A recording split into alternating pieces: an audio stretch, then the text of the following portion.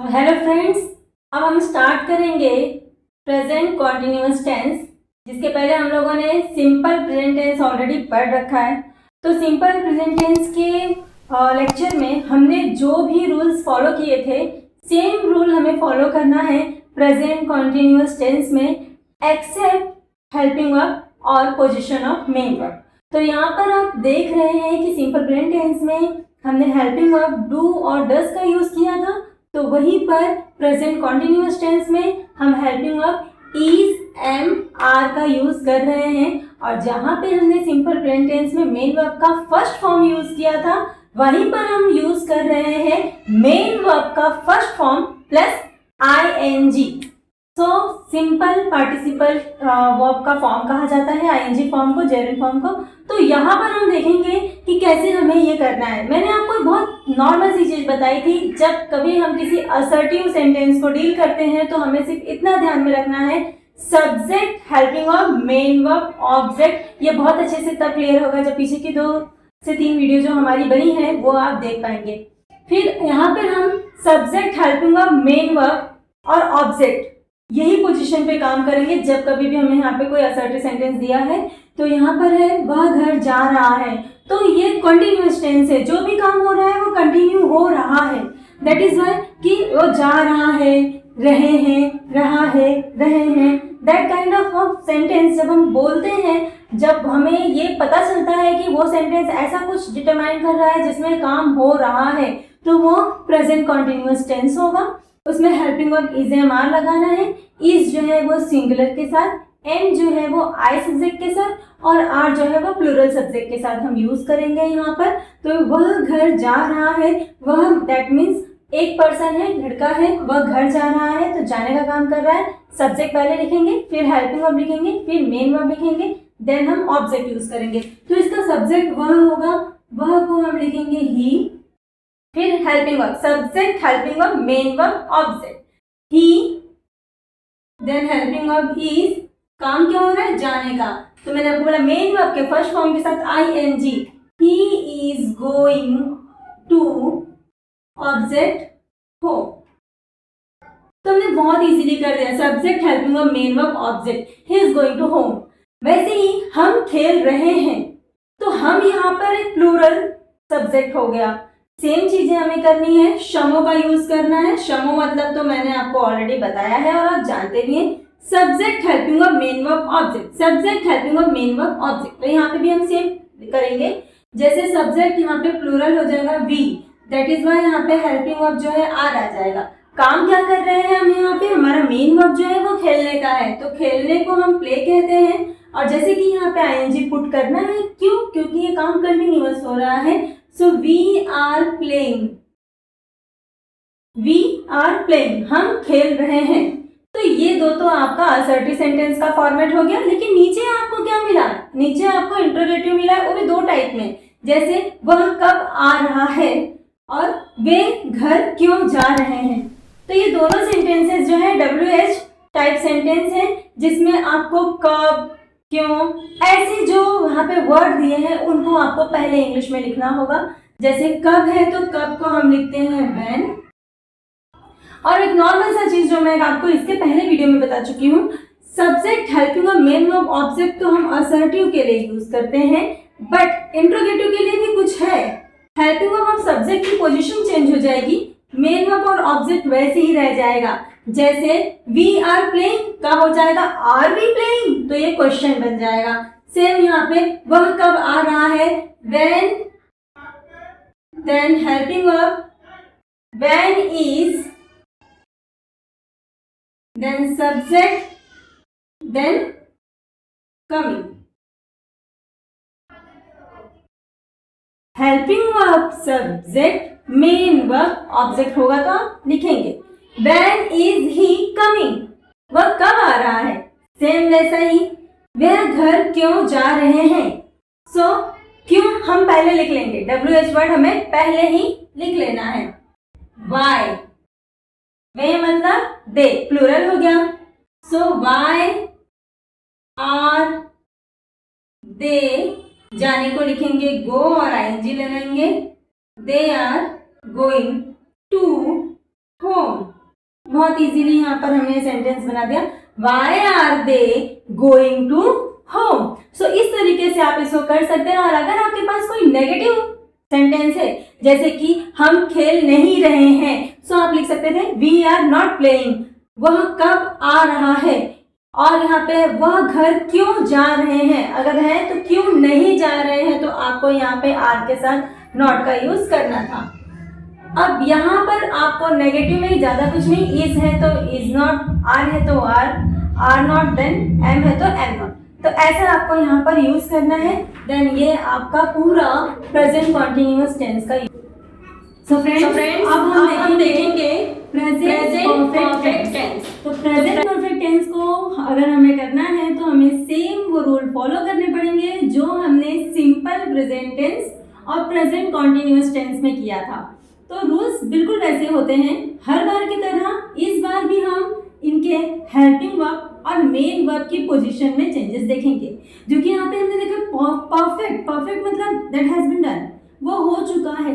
तो जो चीजें हो चुकी हैं प्रेजेंट में, हो चुका है, हो गया है, गई है, तो या गए हैं, ऐसे जो सेंटेंसेस हैं जिसमें हमें ये डिटरमाइन होता है कि मतलब ये चीजें हो गई हैं, तो ऐसे सेंटेंसेस के लिए हम सिंपल प्रेजेंट टेंस के ऐसे सेंटेंसेस के लिए हम प्रेजेंट परफेक्ट टेंस के रूल्स को फॉलो करते हैं और ऐसे ही करते हैं। जैसे वह घर जा चुका है, तो वो चीज हो गई है, प्रेजेंटली हो गई है। और हमने खाना खाया है, तो हमने वो खाना खा लिया है। और वह घर गई है, तो वो घर जा चुकी है, वो घर चली गई है, सेंस वही वहाँ पे दे रहा है। तुमने बात क्यों नहीं की है, तो क्यों नहीं की है, तो जो चीज़ें हो गई हैं, हो चुकी हैं, तो ऐसी चीज़ों के लिए हम लोगों को ये प्रेजेंट परफेक्ट टेंस को फॉलो करना पड़ेगा, जिसमें आपको मेन वर्ब का थर्ड फॉर्म फॉलो करना पड़ेगा और उसके बाद हेल्पिंग वर्ब जो यहाँ पे है हैज और हैव हम करेंगे।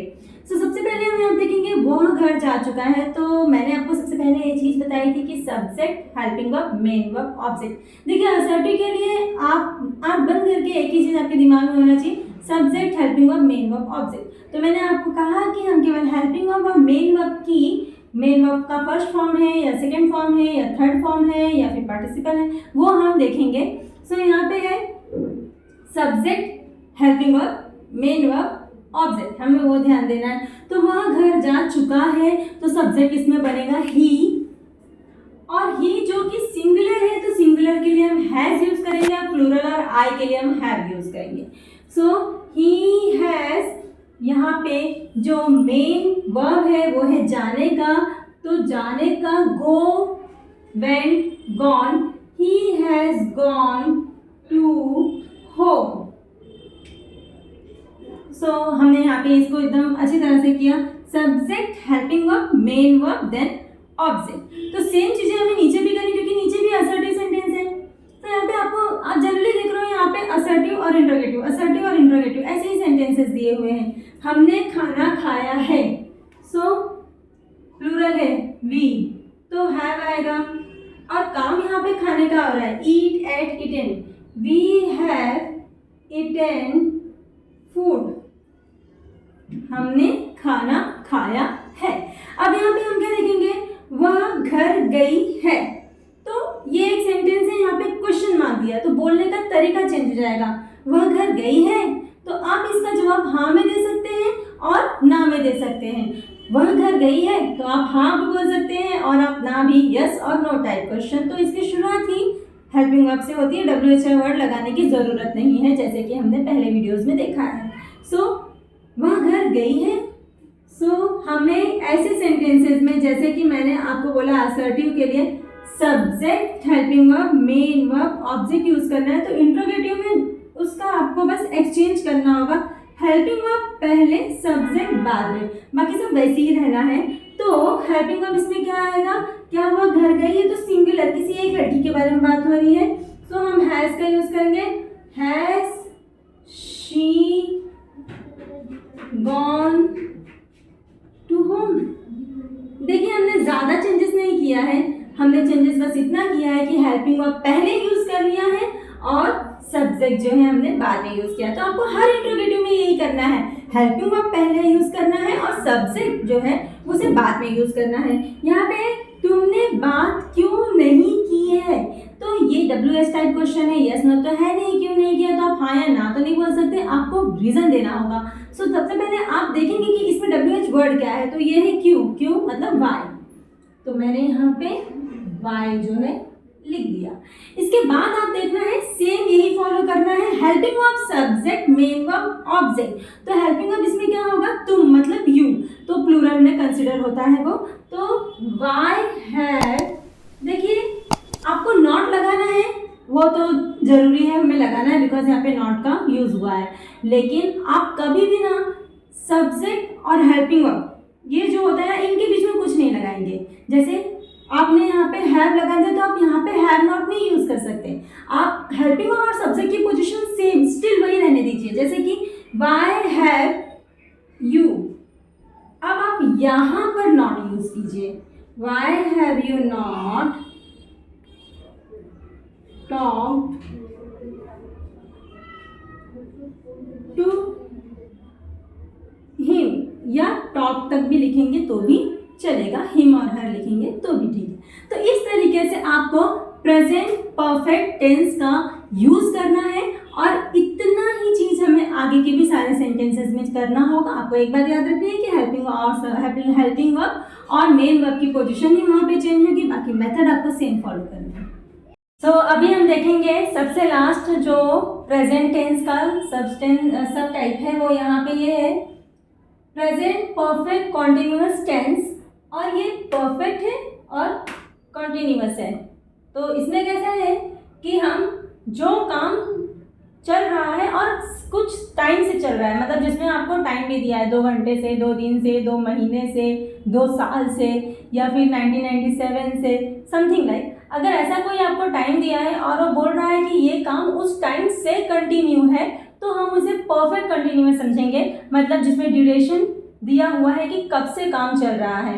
जनरली हम लोगों सेम जो आइडेंटिफिकेशन यहाँ पे दिया है, रहा है, रही है, तो ये सेम आइडेंटिफिकेशन जो है वो हमने प्रेजेंट कॉन्टिन्यूअस टेंस में पढ़ा, लेकिन present continuous tense and present perfect continuous tense में बस इतना सा फर्क है कि प्रेजेंट कॉन्टिन्यूअस टेंस जो होता है उसमें आपको किसी भी तरह का कोई टाइम, कोई ड्यूरेशन, कोई अवधि ऐसा कुछ नहीं दिया होता है, लेकिन प्रेजेंट परफेक्ट कॉन्टिन्यूअस टेंस में आपको वो ड्यूरेशन दिया रहता है जिस ड्यूरेशन से वो काम हो रहा है। सो यहाँ पे हम देखेंगे कि वह सुबह से खेल रही है, तो मतलब यहाँ पे भी टाइम दिया है कि वो सुबह से खेल रही है, काम जो है वो उसका कंटिन्यू है। हम 2 बजे से पढ़ रहे हैं, तो यहाँ पे भी टाइम दिया हुआ है कि 2 बजे से पढ़ रहे हैं। वह 2 घंटे से क्यों सो रहा है, तो वो भी यहाँ पे बोला है वो 2 घंटे से क्यों सो रहा है। तो वह 2 दिन से क्यों नहीं आ रहा है, तो यहाँ पे भी टाइम बाउंडेशन में 2 दिन से क्यों नहीं आ रहा है, तो रहा है, रही है, दैट्स ओके, लेकिन यहाँ पे एक और चीज़ है कि समय दिया है, कितने समय से, घंटे से, टाइम से, महीने से, ऐसा समथिंग लाइक। तो हमें इसे करना कैसे, सेम फॉर्मूला। यहाँ पे हमें असर्टिव सेंटेंसेस दिए हुए हैं, तो subject helping verb main verb object, singular के लिए हैज बीन, प्लूरल और आई के लिए हैव बीन, सिंस जो है वो एक निश्चित समय के लिए है, फिक्स टाइम, जैसे 2 बजे, 2 बजना एक एकदम कंफर्म टाइम है, सुबह, शाम, कोई ईयर हो गया जैसे 1997, तो सिंस 1997 हम कह सकते हैं। तो जो एकदम एग्जैक्ट टाइम होते हैं फिक्स्ड, वैसे टाइम के लिए, निश्चित टाइम के लिए हम यूज़ करते हैं सिंस, और अनिश्चित टाइम के लिए हम यूज़ करते हैं फॉर, जैसे 2 घंटा। तो 2 घंटा जो है वो एक स्पेसिफिक टाइम नहीं शो कर रहा है, तो कौन सा 2 घंटा, तो वो ये नहीं शो कर रहा है, तो वैसे टाइम के लिए हम यूज़ करेंगे फॉर। सो यहाँ पे है वह सुबह से खेल रहा है, तो सुबह एक फिक्स टाइम है, सुबह कब होती है, और सुबह के लिए हम सिंस का यूज़ करेंगे। So he has been, main verb के फर्स्ट फॉर्म के साथ ING, तो यहाँ पे हम क्या है, खेलना मीन्स प्ले, तो यहाँ पे आप लिखेंगे प्ले प्लस ING, इस प्ले, तो यहाँ पे आपको यूज़ करना है मेन वर्ब के फर्स्ट फॉर्म के साथ ING, play in, playing, since morning, इस तरीके से। यहाँ पे हम 2 बजे से पढ़ रहे हैं, सो प्लूरल है वी, तो have been, we have been studying since 2 o'clock। 2 o'clock भी एक निश्चित टाइम है, तो सो हम यहाँ पे करेंगे वाई हैज, यहाँ पे आपने हेल्पिंग वर्ब यूज किया, तो मैंने आपको इससे पहले ही बताया है हेल्पिंग वर्ब के बाद आपको तुरंत सब्जेक्ट का यूज करना है। अगर हेल्प जैसे हैज के साथ एडिशनल बीन है तो आप हैज बीन डायरेक्ट मत लिखिए, पहले हेल्पिंग वर्ब हैज लिखें, फिर सब्जेक्ट लिखें, फिर बीन लिखें। Why has he been sleeping for 2 hours? ऐसा। फिर यहाँ वे 2 दिन से क्यों नहीं आ रहे हैं, दैट इज वे 2 दिन से क्यों नहीं आ रहे हैं। सो वे, तो यहाँ पे ये प्लूरल हो गया, सो क्यों यहाँ पे भी लगेगा, why have they not been coming, वो 2 दिन है, इट्स नॉट स्पेसिफिक कि वो 2 दिन कौन सा है, तो फॉर कमिंग फॉर 2 days।